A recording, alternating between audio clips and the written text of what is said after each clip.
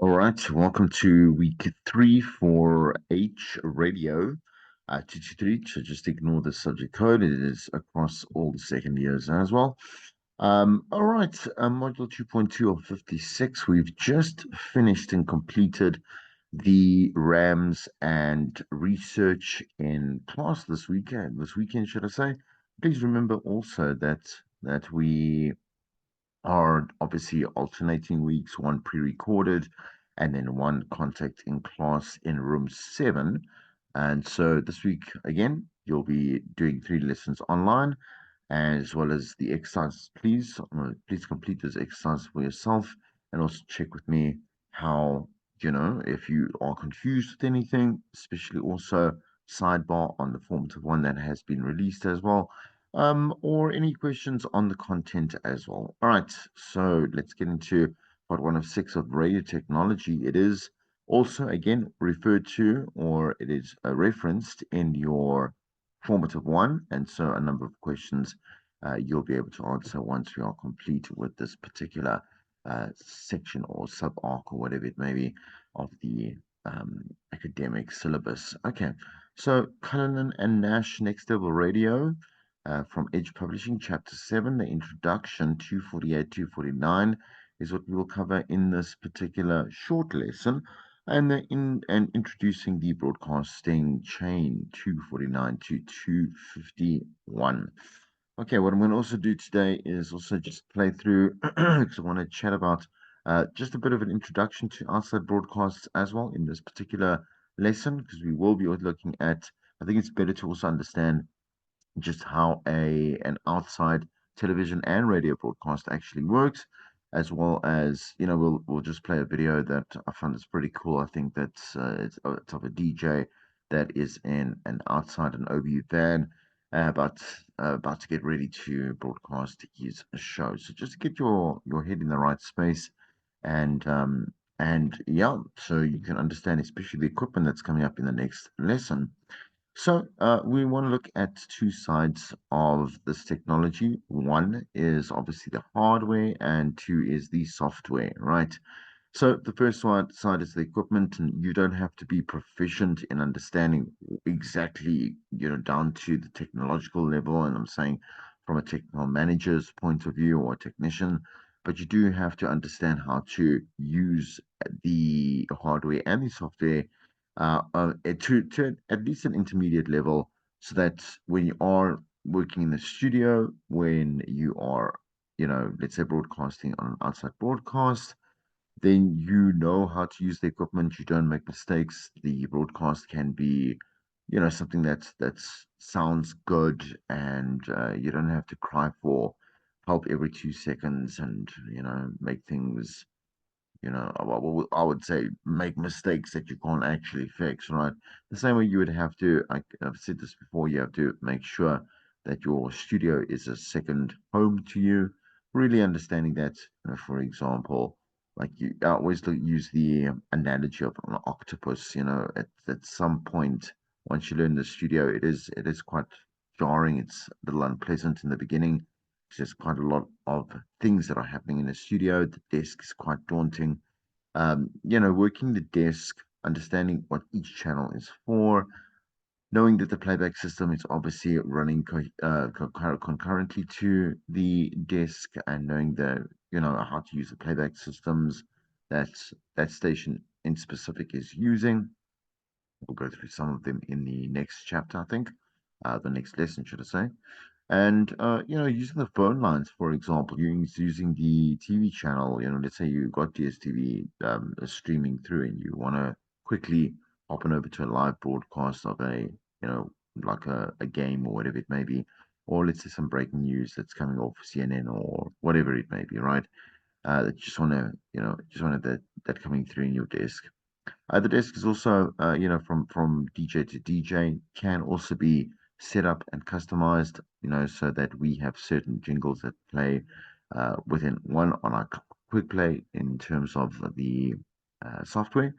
But also we have certain, again, there we might be doing a co-host, and we can set up channels for each of the presenters and the contributors as well.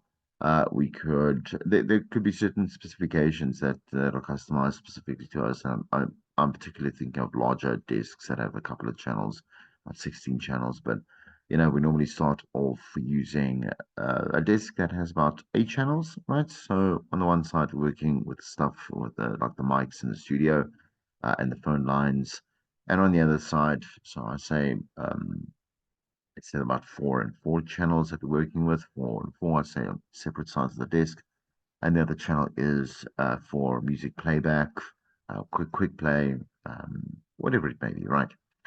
Okay, so once again, first side is equipment, hardware. So how does radio reach listeners? Well, through the waves, radio waves at the moment here in South Africa, and audio through the internet from a mechanical and scientific standpoint. And the second side are how radio professionals use modern software and computer programs in conjunction with the studio to utilize broadcast equipment and to enhance their program delivery and enrich their shows. So once again, as I said to you, the predominant one is that we want to look at is the playback system, right? So I would say maybe 10 years ago, it was quite stock standard that the SABC stations would use RCS as a playback system, whereas the privatized stations would use Genesis. But there's, there could be a manager that just decides, they quite like some other playback system that is available. It works for them, and they train their staff to use that in particular. At community stations, there's variants. There's free software. So, for example, Radio DJ is quite popular as well. You can also download Radio DJ and play songs, and you can play jingles. If you have jingles, you can see how you can upload music and try to start working with some, music categories and rotations and stuff like that. So it's quite. I always say Radio DJ is quite advanced for a free bit of software. Just play through one channel. I'm saying there's only one channel that music plays through, but we can then also assign different channels, for example, for bed music and again for quick play, etc. So I'm talking about the stuff you're saying. What is this? What is? I don't know what these things are. It's okay. Just giving a good broad overview for this, and we will see as we move along. Right. So let's look at the broadcasting chain. Refers to the series of connections between the system where the content is loaded, right? So the transmission point of that content, and then the signal that's distributing throughout points that come in and out of the broadcasting studio. So we have input links. So we bring content into the studio through telephone lines, maybe through the internet. We have ISDN lines and ADSL lines for OBs, right? So outside broadcasts is obviously the term there, OB, outside broadcast. We look at output links, so input coming into the station, right? Okay, and then output links transmit the content out to the listening audience, one through, again, telephone lines, internet lines with streaming stuff, satellite lines, or satellite links, should I say. So, like I said, the DSTV, FM signals that are caught and routed by an FM transmitter. Also, another option there. All right, so if we have a look in your textbook, it's 7.1, figure 7.1, and as you said, we are currently in chapter 7, so you can go ahead and follow along there.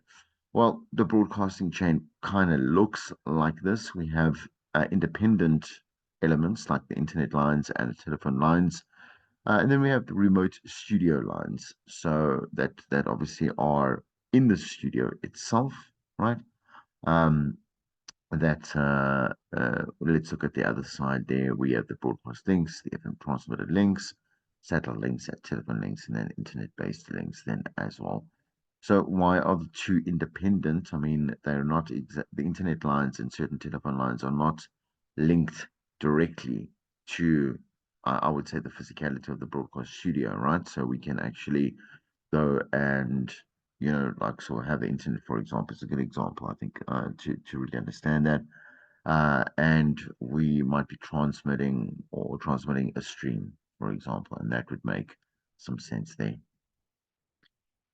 Just from a graphical point of view, you can see there mics. So here's the desk over here, right? And again, this is a monographic, right? So what I would like to do actually is in the next, I say, so not this week, next weekend when I see you, we'd like to just hop on over to the studio, the BMH studios, and let's quickly see how much of this we can actually recognize right directly in front of us. You will see a phone line, you will see, you will see a CD. I think there should be a CD component here. We use the CD component.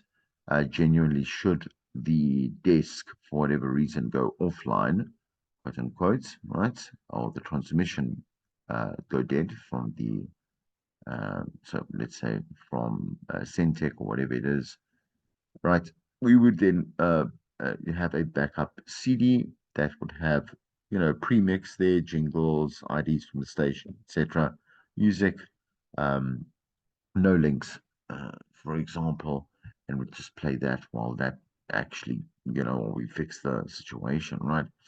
A computer necessary for so many reasons. One, the playback system, so we might have the screen just in front of us that shows the playback system, and so we can manage the music and the jingles, whatever it may be. But we might also have another PC that has the internet for us, so we can, get mails, we can get WhatsApps, we can download content, whatever it may be, put up our prep, doesn't matter. Ideally, the prep should be printed out. It's much better for you just in terms of control. And then we have the speakers in the studio. So, for example, we want to be able to, when we go off air, want to be able to hear what is going out on air, but also we can PFL it, so we can pre-fade and listen to a person that we're speaking to on air, sorry, off air, should I say, like an interview, want to get set up. And listeners, for example, want to put on air. For many reasons, those monitors are very important. The microphones that could be anything between, I suppose, two, three, four, five mics across the studio. And again, your headset, right? Okay. All right. Analog signals and then digital AS3 signals, right? So let's look at the analog quickly, the telephone lines, phones, the headphones, the speakers, and then the digital lines. So the satellite there, right? Okay. The computer and the CD itself. Okay, digital. All right.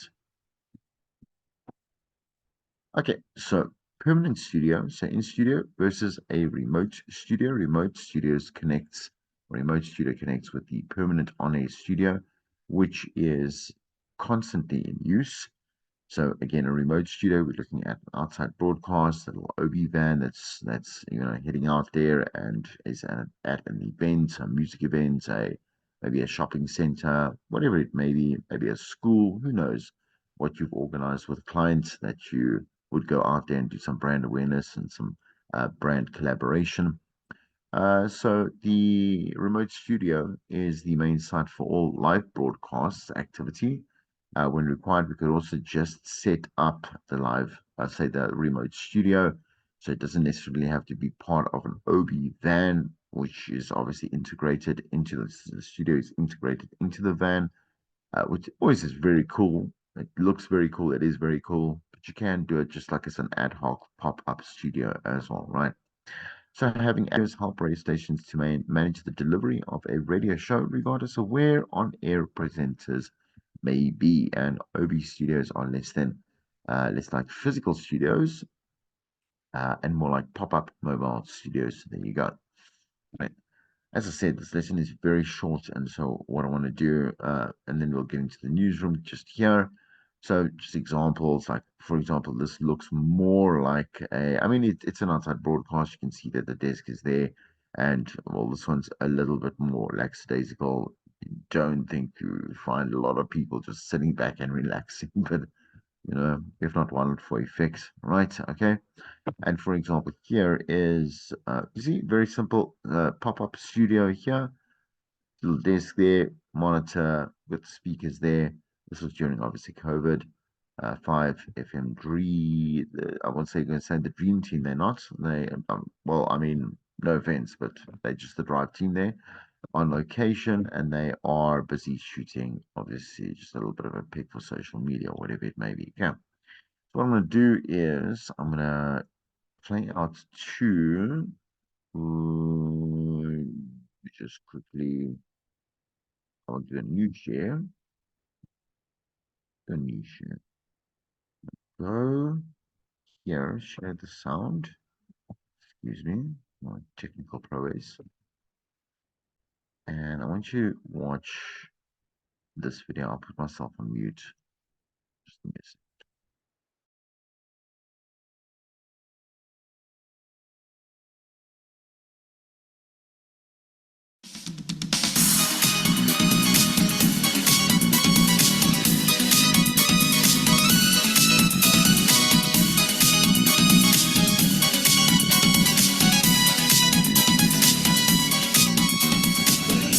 So today we're at the York Spring Fair at York Racecourse. It's a lovely sunny day, well, lovely sunny afternoon because it was pants this morning, and we're just outside the outside broadcast unit here at Y1 Radio. It's absolutely gorgeous inside. Let me just take you for a quick little tour. So this is the side of the van here, and here is the gorgeous vehicle. So inside, as we have to step up, we've got all the mod cons that you probably expect with inside an outside broadcast vehicle. Now, I'm doing this tour because a couple of you demanded the tour on the channel, so this is what we're doing for you right now. So we've got the computer here, which we do all the voice tracking into, which I'll show you in a couple of seconds' time. Underneath here, a miniature little tiny computer about yay big. I'm sure it came out of a Kinder Egg. But it's a very little powerful device. It's solid state drive in there as well. We've got the microphones here, which are these Shure. Just 1 second, yeah, they are Shure's, and they're the UK CA. Don't know which make they are actually, but anyways, it's Shure on the microphone. We've got two of those, one for the co-presenter and one for the presenter itself. We've got Class A servo bias roadcaster here as well, which is driven into the computer down below. We've got downlights from here. We've got speakers connected to the side wall here. Very comfy chair when you sit in it correctly. And this side panel then sweeps across and closes the whole thing off, and it's very well, it's very well lit. It's very well soundproofed as well, but we've got a gate which is on the roadcaster, which I set the other day. So when we put the microphone up to the top, I've placed a gate on it which will then cut out any ambient noise in the background. Although we do tend to have the door open because we like to catch the atmospherics, you know, and you need to catch what the atmosphere is like outside. So that's why we have the door open, just maybe a little tad, because Josh Benson is on stage right now, sounding very loud. He is doing the children's entertaining on stage right now, so it has to be quite loud. But for the purposes of this video, I'm going to shut the door again. It's because Josh, you're too darn loud, man. So I'm going to fetch up the software here, which is Playout 1, which we use as our VT software here in the browser. And we've set up this system here as an outside broadcast unit to do links into the system. So it goes into the microphones, through the broadcaster, through the USB, into the software here. And the main aim of this vehicle really is to, which is very hot now, I've closed the door because these downlights are quite hot, but the idea of this outside broadcast unit, there's a 5G, 4G aerial on top of this roof, which then gives us an amazing coverage for the local area. It really is a fantastic coverage that we've got here at Y1. So this will go out and about all over the place, and you can do outside broadcasts, and interview guests, etc., wherever you are across the area. It really is a fantastic setup in the back of this outside broadcast vehicle. So if you are thinking of getting one, I would highly recommend to do so, because it is just brilliant, really is fantastic. We're going to be out and about at York Pride, we're going to be at the Rotary Club Dragon Boat Race, we're at the York Spring Fair at York Racecourse right now, and the idea is that we're going to be out and about all over the place to do our outside broadcast. So that's just a miniature tour of the outside broadcast van. Hope you enjoyed it. By the way, if you love the channel, please subscribe to it, push subscription, get notifications on there, and do like the video. And please feel free to comment as well, as many people have been commenting over the past couple of weeks and into the months as well as we do this. So I'm off to go and do some voice tracking right now, getting the weather in the can at least, and we do have a facility of going live, by the way, on Playout 1, which is the Mic Live little button that you can push on the top hand corner here, where if you push there, that will bring up the connection then to the studio, where we can then do live broadcasts, which we have done over the past couple of days, but I do like to voice track as live, so that's where that goes into. Right, I'm just going to kind of just stop it over there and see my shuffling around here and trying to get this thing to go out of full screen. Right, there's that one over there, and I really want to go through. I mean, there's many that I can actually go through. I don't want to bore you too much. Let me just stop. Hold on. Nope. Stop with ads. Hi, it's James from. Right. Okay. So, this one I found to be more educational.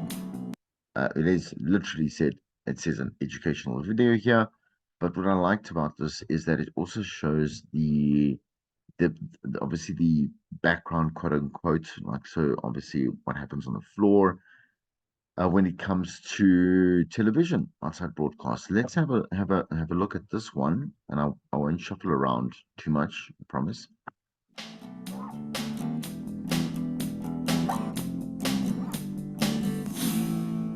Hello. Today we're going to be looking at outside broadcasting. With the help of some professionals, we're going to be answering the questions: what is an outside broadcast? Who is involved in outside broadcasting? And what does it all mean? Firstly, broadcast. The definition of an outside broadcast is the production of a television or radio program from outside of the studio. Outside broadcasts are most commonly used for covering news, live sport, or live music events. Now that we know what an outside broadcast is, we can look into what goes into making it all work. So what is involved in an outside broadcast? As an outside broadcast is filmed externally outside of a TV studio, a mobile production gallery is needed for the gallery crew to produce the show from. This is known as an outside broadcast truck, and come in all shapes and sizes depending on the size of the production. In order to transmit the output program back to the main TV station, an SNG truck is needed. This sends the signal via a satellite to the MCR in the TV station. Then the program is then sent to TX before being sent back to MCR. Here it is uplinked and broadcast by the satellites on the roof. The signal is then downlinked at people's homes where it can be watched on the TV. So now we've covered the basic signal path of an outside broadcast, let's get some deeper insight and hear from some professionals. So what is an SNG truck? Well, SNG stands for Satellite News Gathering, and that means a way of getting the news and broadcasting it over satellite back to a studio. And it was devised so people could go to breaking news stories and be able to get the audio and video information back to the studio as fast as possible. The purpose of an SNG truck is to take signal from a camera or an outside broadcast truck and be able to deliver that signal onto a satellite. And that signal will be audio and video. So it comes into this truck and we use the various equipment behind me to monitor the signal, and then we send it into our satellite encoders, which turn that baseband video and audio signal into an RF signal, which is then sent out through some big amplifiers and through the antenna on the roof. From here that signal goes to somewhere like an MCR, a master control room, with earth station dishes, the big dishes, and that will pull the signal down, and then that signal will be back in its original baseband state, so the original audio and video that came out of a camera or an outside broadcasting truck. So as John said, the signal is sent from the SNG truck from on top of the antenna on the roof to the MCR back at the TV station. So now let's ask another professional, what happens in the MCR? So this is the MCR, or main control room, and this room has the responsibility for managing all the feeds that come in and out of the building. Every piece of pictures and sound and footage is managed here. The people who work here, such as myself, we are actually doing things such as tuning in satellite feeds, making recordings onto tape, onto disc. and preparing programs and break items for broadcast. The output of the transmission suite comes through this room where I said all the feeds are managed, and then it gets sent out of the building and to a third party, for example, such as Archiva in Winchester, who will then uplink that onto satellite. For a viewer at home, for example, somebody with Sky, they will then be downlinking those pictures from the satellite that have been uplinked by the broadcaster. As Gideon said, the MCR is one of the most important buildings in the whole broadcasting process, as it downlinks and uplinks signals. Before it can be broadcasted, however, the signal has to be sent to TX. Standing by with a 109 break. TX is just an abbreviation for transmission, and it is here in the transmission suite that the commercial breaks and extra graphics are added to the program. A TX operator has the important job of communicating with a lot of people and ensuring that programs run on and off air as scheduled. So the output of the transmission suite goes back to the MCR, where it is broadcasted by the satellites. So that's all the technical stuff out of the way. But what about how does a TV program get produced? Let's talk to our final professional, a producer at British Eurosport in London, who can help us answer our final question. What are the roles and responsibilities of a TV producer? Right. The producer basically is the person that's in charge of the entire show. So that will be the style of the show, content of the show, the editorial line of the show. Then you've got the gallery here, so there's a range of people here. You'd have a graphics operator for all the graphics that come in, but that'll just be sort of name straps telling people who they are. Then there'll be a person called a PA, and they keep time with the show. So the show, you'll have half an hour at the top, so they'll have a range of stopwatches. So they have a stopwatch for the total duration of the show, for the whole half hour. Then I have a stopwatch on each individual section of the show. So they just inform me all the time. You know, she'll talk to the TX operator for breaks, how long the breaks are, when we're going to breaks. She'll inform the presenter all the time. Presenter's got an earpiece in all the time, so he can hear her all the time. Then the director will look after all the cameras and also the running of the VT. So, you know, the next item up may be an interview with, you know, Andy Murray. So he'll sort of run that in, and so then mix in between via the mixing desk behind me. And then behind the scenes, you'll have people, you know, editors upstairs who are making the packages. You have a range of sort of assistant producers, they're called. So they'll be looking after making those packages. They may have gone out and done some filming. You as a producer would talk to them about what's expected from that interview, what you're trying to say within your studio, how that interview is going to sit within the studio. So they'll go out and they'll have a range of questions. So all these little things you've got to think about as a producer and as an assistant producer. As you can see, there are a lot of people needed to make a TV show. One person Tim forgot to mention is the sound engineer. They sit in a soundproof room separate from the rest of the gallery crew and are responsible for microphone levels, sound effects, and music throughout the show. So there you have it, the basics of an outside broadcast. Let's recap over some of the points we've learnt today. The definition of an outside broadcast is the production of a television or radio program from outside of the studio. It is most commonly used when covering news stories or live sports and music events. In order for a successful outside broadcast, there needs to be an outside broadcast truck for the gallery crew. This crew will consist of a producer who manages the running of the show, a director who manages the cameras and shots, a PA who keeps the timings, a graphics operator who makes name straps, and a sound engineer who ensures all sound is okay. Also needed is an S&G truck for uplinking the signal, a generator to power the trucks, an MCR and the TV station to downlink and uplink signals, and a transmission suite so the commercials and graphics can be added. Well, that's it for today. Thanks to our three professionals for their insight on the subject. We'll see you next time.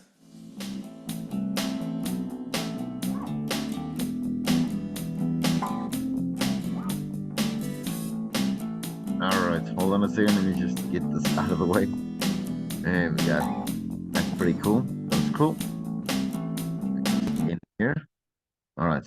I got one very short one here, I'll close with that, and then we'll just quickly get to the newsroom, and then we'll close the lesson there. But this one is cool. I'll tell you why, because this is more for an internet-based station, so it could be also, we could also set this up for a community station that doesn't have a lot of money, but very short. So let's just quickly watch this one over here. From Radio.co here, you might be wondering why we stood outside this nondescript warehouse on the outskirts of Manchester City Centre. Well, we're actually here to help our friends at MCR Live get set up for a party they're throwing tonight in conjunction with the Shindigger Brewing Company, who actually occupy this building. So let's go inside and check out what's going on.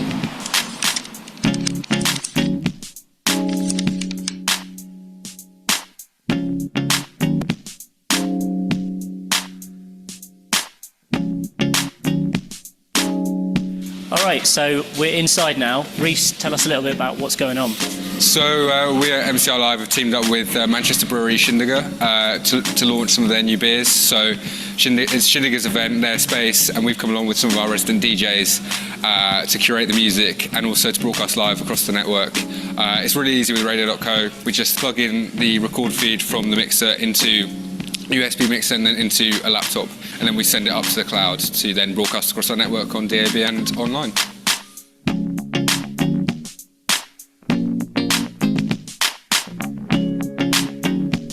All right, Reese, so we've got a pretty standard setup here. In terms of the DJ side of things, we've got 2 CD decks which are connected to a mixer. This is where the residents are going to be showing up later and doing their sets from. So in order to broadcast live, we've just simply got a Windows laptop. This is a cheap laptop, it's about £100 off Amazon, and it's running Windows 10. And in turn, we've got a USB sound card, right? And as you can see, it says audio in. So what we've got is a cable linking one of the outputs from the mixer. So all the laptop's going to do is it's going to connect to the Wi-Fi, which we've got here in the warehouse. The point of this is, you can broadcast really from anywhere with an internet connection. We haven't got racks of servers, we haven't got any sort of specialist technical equipment. All we've got is an internet connection and some power and a laptop. This will in turn be broadcast up to Radio.co, so people will be able to tune in from home, listen from anywhere via mcr.live, and it also then in turn goes out over DAB digital radio across Manchester too.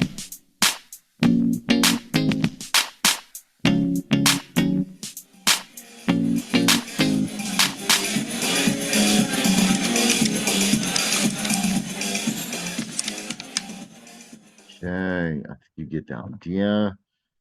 So let me just that share.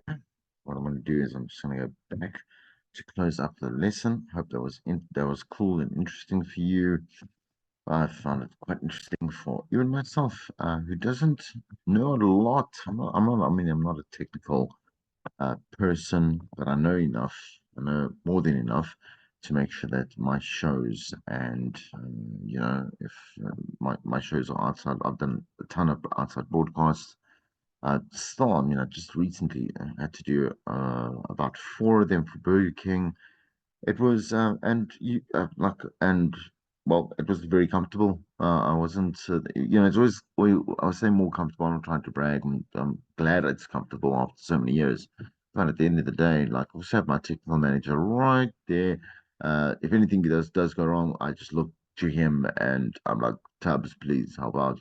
At the like this and this and this something is happening. I've got to also have the ability to be able to sit back and say, okay, look, listen, yeah, sorry, this is not the correct, this is the next lesson. I apologize. And tell him that yeah, this and this and this is happening, so he knows exactly where to go look for the solution, solve the problem. Okay, so let's quickly just look. We've got a couple more slides just in terms of the newsroom that I want to focus on here. News sources. So public news is received to our listeners who believe that they have like some kind of they have citizen loyal obligation, I would say, right? And we will look at that also much later on when we cover news, right? So there's public news that the listeners can provide to, let's say, our local news stations, our community stations, sometimes even to the commercial stations. But there's a lot more of a complex, shall I say, complex system that is in place at bigger stations. Official news comes from predominantly government sources. We can also subscribe to news sources that will feed the station. Again, predominantly in commercial, that isn't really heard of because that's why we have a newsroom that goes out and finds stories. That's again quite big. It's got a lot of obviously different moving parts. But definitely for community station that is, that they want to be able to put together some, some great news stories that can be fed to them through an external source, a third-party source as well. Uh, it's not always, I say, like for example, I don't frown upon it. I'm just saying that if you are a community and you do want to learn how to be a news journalist, then at least be able to go and source and be able to rewrite, paraphrase, and obviously compile a great bulletin, know all the different aspects of it, do sports, do finance, do weather, do traffic, uh, whatever it may be, right? Understand the difference in local, regional, and also even international news then as well. And a good balance as to why, each one is important in the listener's life. Okay. All right, so professional news involves the station's own reporters and correspondents who cover various beats or who work as freelance stringers for the newsroom. We can have a ton of people on the payroll, quote unquote, that are in different areas in this country and they are assigned to certain specifics. So, for example, they might be only assigned to, I don't know, it might be a municipal um, there might be a municipal-based story, so-called story, that is happening somewhere, maybe on the far end of Gauteng in one of the, obviously in one of the communities. And we know we have a lot of freelancers that don't exactly work for the station contract-wise. I'm saying as permanent staff, but we know that they're typically going to assign them that story and they'll be the ones that will be field reporting on that, right? Commercial news is news that is derived from businesses and public relations, services, and departments, as well as the newsroom, to be understood, plays a vital role in assuring or ensuring the accuracy, reliability, the credibility of that information that it receives. So, not going on air just with anything, not just sourcing any old thing, because we are a trusted platform, a trusted medium, and it's got to be factual. We've got to cross check our facts as well. When we do get into news, definitely it's something that all those things we'll be able to look at in depth. This might be a bit of a recap from last year. I'm not too sure. My memory is like non-existent, but I'm quite sure we did introduce the concepts of the newsroom, the reporter's desk, the bulletin desk, the reader's booth as well. So, there's distinct types or distinct sections, right? A lot of people can work in either or, right? So, except the reader's booth. So we have one anchor at a time that goes into the booth, will broadcast their bulletin. From there, we'll have their own control for a small desk that has control for the channels that play out sound bites, their channel that links into all the sound bites will probably tend to want to be loaded into the same system they're reading their news bulletins from. So, yeah, a news-based software system. Uh, the bulletin desk, reporters' desks, could be also, made up of a few people, but those are the three sections. Let's have a look at each one. Close up the lesson there. So the reporter's desk at some radio stations, the reporter's desk is labeled as the input section. All members of the reporter's desk will have access to the same news production software, right? As I just mentioned there, it's kind of like an all-in-one mum. Increasingly, as well, radio reporters are using their smartphones for news production purposes as well, because we have obviously the ability to run software and applications that can also, there are obviously mobile versions and there are desktop versions. And yes, all you need is an account and be able to know what you're doing in terms of being able to record voxes or sound bites or whatever it may be and send that through. Also, record your own field as a report that can be uploaded and then can be controlled by the anchor back at the station. The news desk, right? The reporter's desk. One, there's news production software like News Boss is a news production software suite. It's favored by most radio stations out, but here and overseas. Let's look at here. So while other offerings include ENPS and Newsroom, right? So the same basic software needs to be available to all the journalists, whether they are copywriters, reporters, editors, and for many and more reasons than just the management of what is going out, and obviously again concurrency and being able to kind of like parallel, you're going to be able to work in parallels. But it's also accountability. We can also think about certain situations where people are trying to phone the station, find out about certain news that has gone out, whether it's, they want to double check whether are certain things. We can also include sources in there. We can include a database of contacts that we have affiliated to certain subject matter. The newsroom software needs to be quite, like I say, quite advanced. Social media obviously plays a massive part in how we deliver the news and how I say, so we allow our listeners as well as other people that are just out there in the virtual space to access our stories, right? Okay, and so we'll have a social media team, a digital team. Radio journalists also produce news stories on Twitter, on X, should I say, Facebook, and other social media platforms in whatever the context of that particular platform serves the best. So, like I say, is it video content? Is it text content, audio content, whatever it may be, right? And there are innovative ways in which we can also present that type of those different formats, should I say, our news in those different types of formats, right?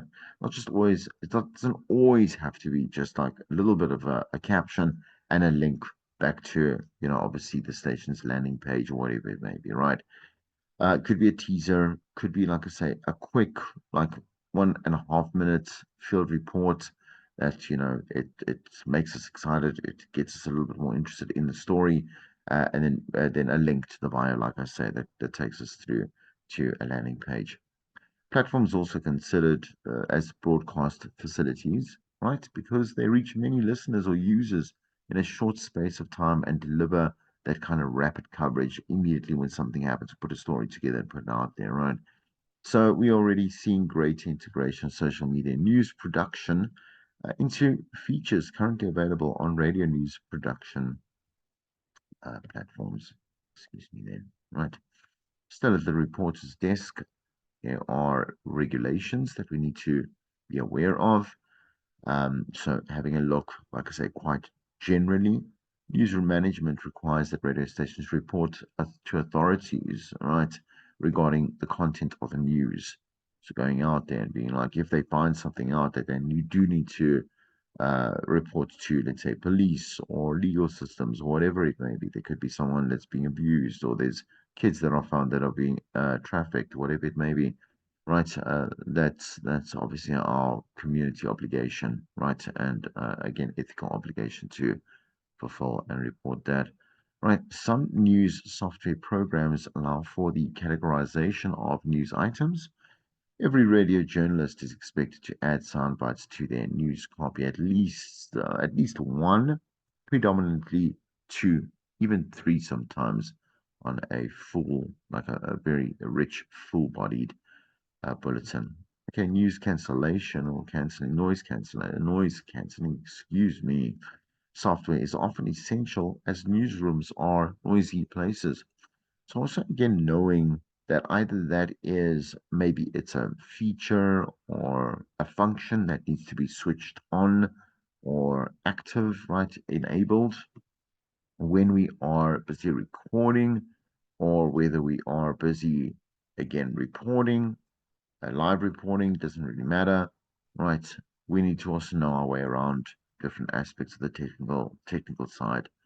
Many newsrooms have relationships with counterparts in other countries or other parts of the country where an exchange of stories can take place, and some large newsrooms have dedicated sound monitoring sections where journalists will monitor partner services and stations like BBC, CNN, Sky News, and also even their competitors. So here might look at, like, let's say EWN might look at the NCA, look at SABC, whatever it may be, not to copy, but remember also like different, I say different media houses also have different affiliations, I would say, again, because they are, they're orchestrated to report news differently so that we can, as consumers, have access and be exposed to many different opinions and different sides or perspectives, should I say, not opinions, um, of the news. Okay. The bulletin's desk. So, alongside the reporters section of the newsroom lies the bulletin's desk. This is sometimes referred to as the news output section. So, we have the input. Now we have the output where the copy will go to, where it goes to copy editors and where the news readers are located. And then we have the reader's booth, as I explained just a little earlier, where it will work soundproofed. Come in, do your news, do your bulletin, playing sound bites, use the software, hop on out, and go back to update your news for the next half hour. Okay, that is it for this particular lesson. I will see you in the next